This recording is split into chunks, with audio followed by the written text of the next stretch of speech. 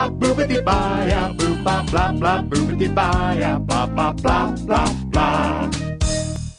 Hello and welcome to the final points of view of our spring run. And it's an interview special, which means waiting with pulses racing to see what you've thrown at them are the BBC's Mr. Rulebook, David Jordan, who's head of editorial policy, and the man at the coalface of iPlayer. His job is called product lead. His name is James Hewins.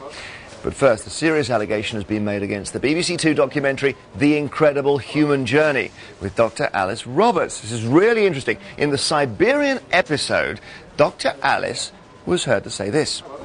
These Evenki are one of the most isolated peoples in the world, and this is the first time they've allowed their camps to be filmed.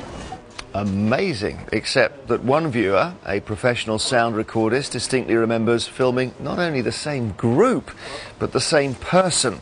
Lindsay Dodd is that viewer, and he sent in this film. Remarkably, I caught a glimpse of Anatoly. Tolia we called him back then. This is what he looked like back in 1990.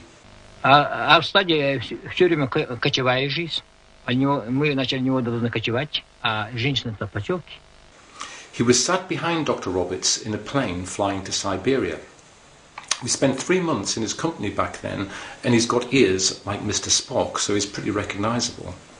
Incredibly, given the fact that this, according to Dr. Roberts, is the first time the Evenki have been filmed, he was seen drinking warm reindeer blood and in other scenes. I leave the final word to Dr. Roberts. Or have I got it completely wrong?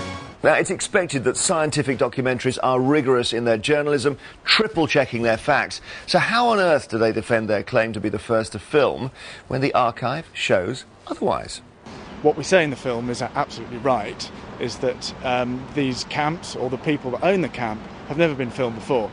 Now, the Evenki are a very widespread people who live across Siberia, and we went out of our way to find a particularly isolated group who still practice nomadic herding. However, Mr. Dodd is quite correct to spot Anatoly, who is an intimate of the Evenki people and is a facilitator who helps arrange filming trips and also speaks very well on behalf of the Evenki. So it's not surprising that he ended up both in our film and Mr. Dodd's film.